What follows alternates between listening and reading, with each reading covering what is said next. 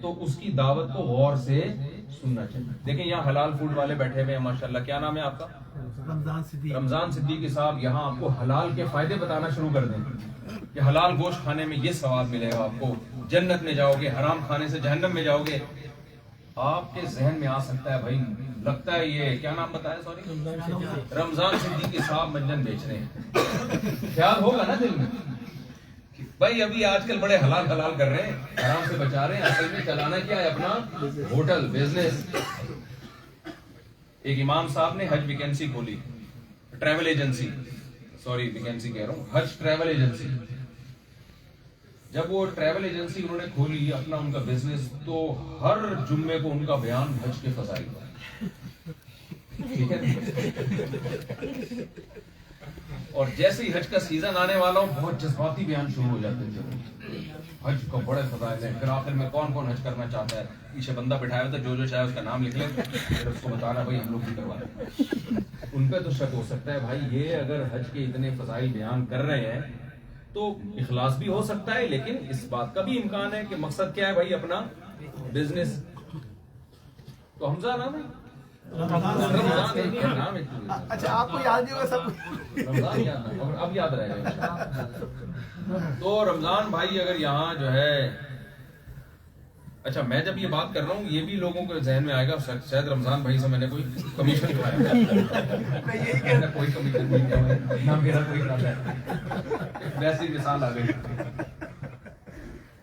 تو یہ بدگمانی ہو سکتی ہے کہ رمضان بھائی جب یہاں فضائل بتائیں حلال گوشت کے, آپ کہہ سکتے ہو یار لگتا ہے کہ کوئی اسٹاک میں مال زیادہ جمع ہو گیا ہے, اب وہ پہنانا ہے کسٹمر. تو میں لوگوں سے کہتا ہوں, میں 4 شادیوں کی ترغیب دیتا ہوں, میرا ٹکے کا فائدہ اس میں نہیں ہے. وہی فائدہ میری تو ہو گئی ہے الحمدللہ, اور نہیں بھی ہوئی ہوتی تو میں بیان نہیں بھی کرتا تو بھی ہو جاتی, نہیں ہونی ہوتی تو نہیں ہوتی, ہونی ہوتی تو اس کا بیان سے تعلق نہیں ہے. تو میں یہ اس لیے کہتا ہوں تاکہ لوگ ہماری دعوت کو سیریس لیں. بھائی ہم آپ کے فائدے کے لیے, قوم کے فائدے کے لیے یہ باتیں کر رہے ہیں, اپنی ذات کے لیے یہ باتیں نہیں کر رہے. تو میں جب آپ کے سامنے بیان کر رہا ہوں, یا علماء جب آپ کو اس کو بتاتے ہیں کہ قرآن و سنت پہ چلو, اسلام کو فالو کرو, اس میں علماء کا کوئی فائدہ نہیں, دنیا کا کوئی فائدہ نہیں. ابھی پتہ ہے ان کو, یہ جو ارشاد بھائی ہیں یہ مجھے کہہ رہے تھے کہ بیان ختم کرتے ہیں بس اب گھومتے ہیں جاپان میں. میں نے کہا نہیں, اتنی دور جب آئے ہیں, حالانکہ مجھے بیان کرنے سے نا دماغ بہت بوجھ آتا ہے میرے اوپر. وہاں بھی کراچی میں جس دن بیان کی چھٹی ہو نا, مجھے ایسا سکون ملتا ہے کہ بڑا مزہ آئے. تو مجھے کوئی شوق نہیں ہے ممبر پہ بیٹھ کے, کیونکہ یہ کام تو ہم کر رہے ہیں نا, جو کام کا آدمی عادی ہو جاتا ہے ویسے بھی اس میں اس کو وہ سرور تھوڑی آتا ہے, اس میں تو عادت ہو جاتی ہے اس کی. تو میں نے کہا نہیں بھائی, اتنی دور آئے ہیں اور غیر مسلم کنٹری ہے, یہاں پہ اگر اللہ کا پیغام لوگوں تک نہیں پہنچانے کی کوشش کی تو اللہ کو کیا جواب دوں گا. گھومیں گے بھی پھریں گے بھی, لیکن اصل کام کیا ہے بھائی, اصل تو دعوت کو بیان کرنا ہے, دعوت دینی ہے لوگوں کو. شاید ہماری وجہ سے کسی کو اللہ سیدھے راستے پہ چلا دے, کوئی کفر سے بچ جائے.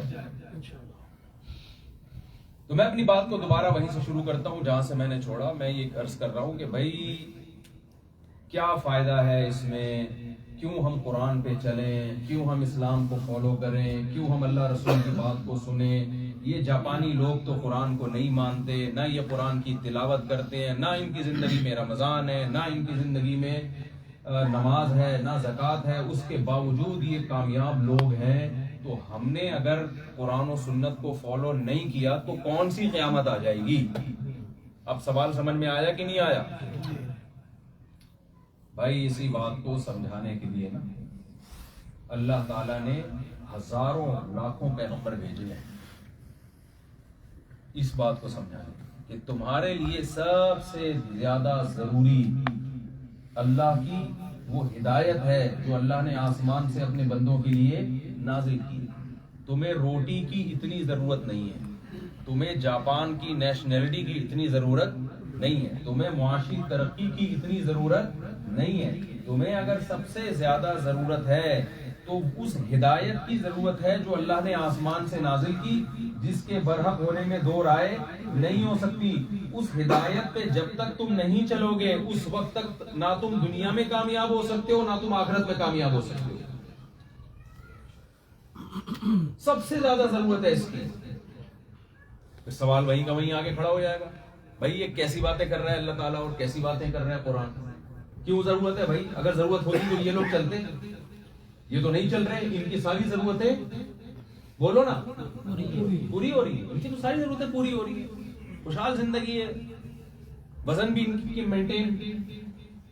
اور ہمارے یہاں قرآن و سنت کے نام پہ 30-40 کھا کھا کے ہم گول ہوتے جا رہے ہیں. بالکل وہ ہے نا, ہم فراق یار میں گھل گھل کے ہاتھی ہو گئے, اتنے گھلے رستم کے ساتھی ہو گئے.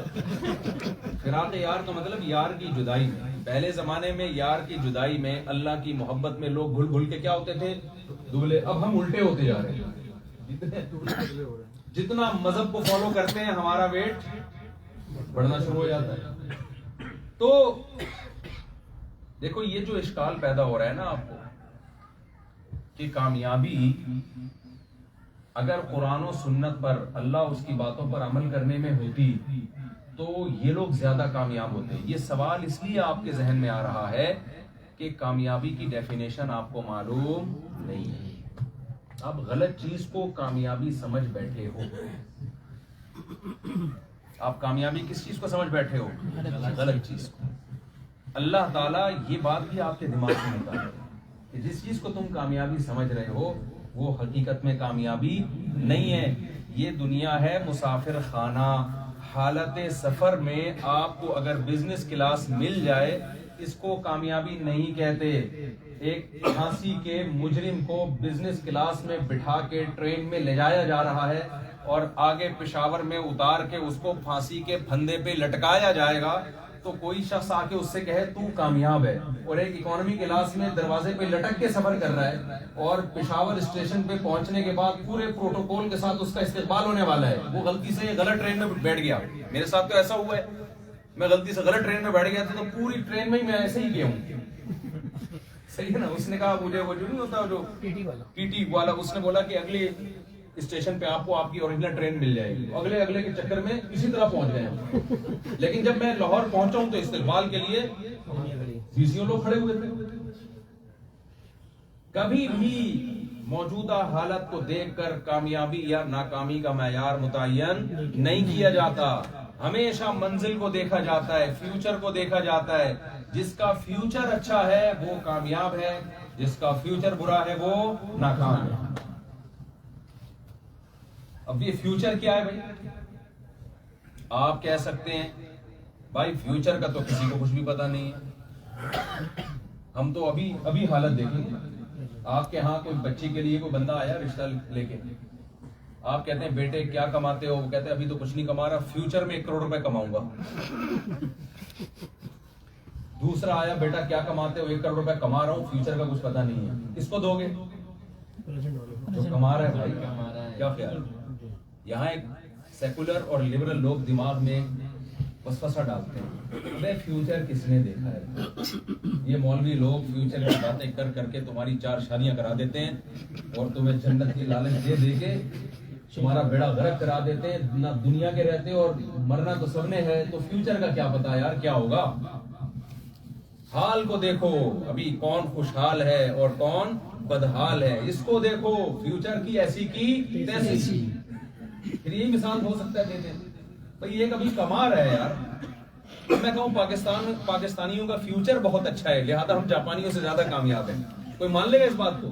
بولے گا پتہ نہیں اس سے بھی بدتر نہ ہو جائے جو ابھی چل رہا ہے. ہو سکتا ہے اس سے اللہ کرے اس سے اچھا ہو جائے. امید پہ دنیا قائم ہے. حال دیکھا جاتا ہے بھائی. تو یہ بات بالکل درست ہے کہ فیوچر کا کیا پتا, لیکن وہی ہم پرانی مثال کی طرف آتے ہیں جہاں فیوچر کا یقین ہو اور اس یقین پہ دلائل قائم ہو کہ جس کا حال اچھا ہے, اگر اس نے اللہ کو ناراض کر کے زندگی گزاری, دلائل سے یہ بات ثابت ہو جائے کہ اس کا فیوچر اچھا نہیں ہے. دیکھو کورٹ نے فیصلہ کر دیا کہ اس کو سزائے موت ہے. اب اس کے بارے میں کوئی کہہ سکتا ہے کہ اس کے فیوچر کے بارے میں ہم کنفرم نہیں ہے کیونکہ 1 کروڑ روپے کما رہے ہیں نا. یہ وہی 2 بندوں کی مثال دے دیتا ہوں جو رشتہ لینے کے لیے آئے تھے. ایک کما رہا ہے 1 کروڑ ابھی، اور ایک کہہ رہا ہے کچھ پتا نہیں بھائی، ہو سکتا ہے فیوچر میں 1 کروڑ روپے کما لوں، میرے پاس ڈگریاں ہیں، سند ہے، ایجوکیشن ہے، فیوچر میں کما سکتا ہوں، لیکن حاضر سروس نہیں ہوگی. آپ دو گے اس کو جو ابھی کما رہا ہے. لیکن وہ جو تھا نا، جو ابھی نہیں کما رہا، اس نے ڈاکومنٹس نکال کے دکھائے، کورٹ کا فیصلہ آپ کے سامنے رکھ دیا کہ یہ جو کما رہا ہے نا سر، اس کو سزائے موت سنائی جا چکی ہے. یہ کورٹ کا فیصلہ ہے، لکھا ہوا. سمجھ میں آ رہی ہے بات؟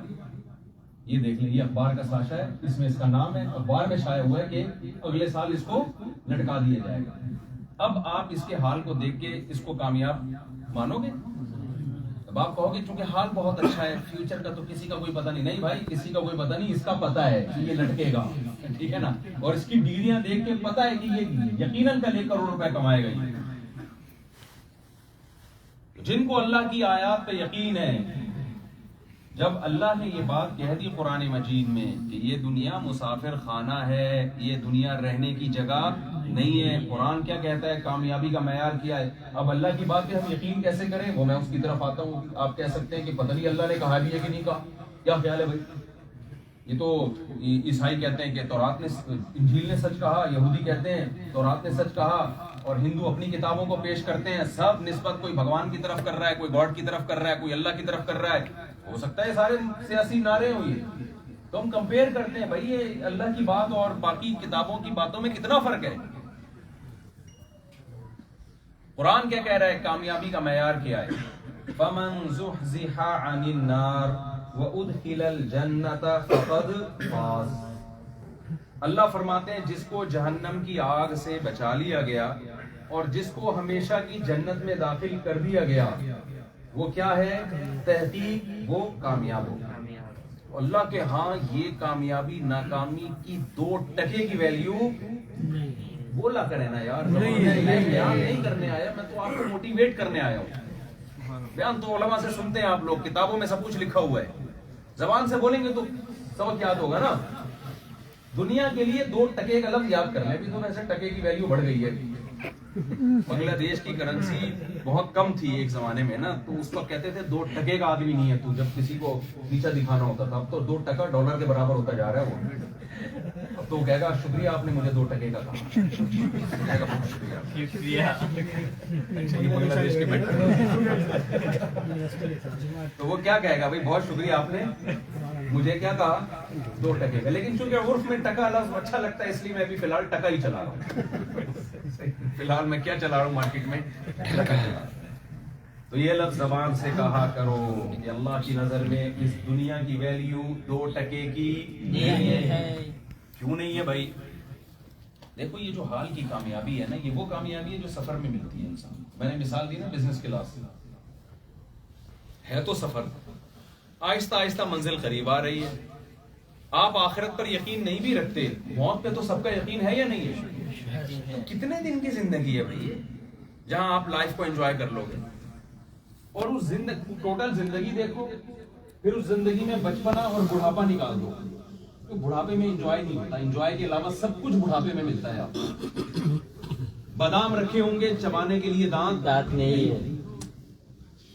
حسین مناظر ہوں گے دیکھنے کے لیے، نظر دیکھنے میں ساتھ، ادھر دیکھنے کے لیے الگ چشمہ، قریب دیکھنے کے لیے الگ چشمہ.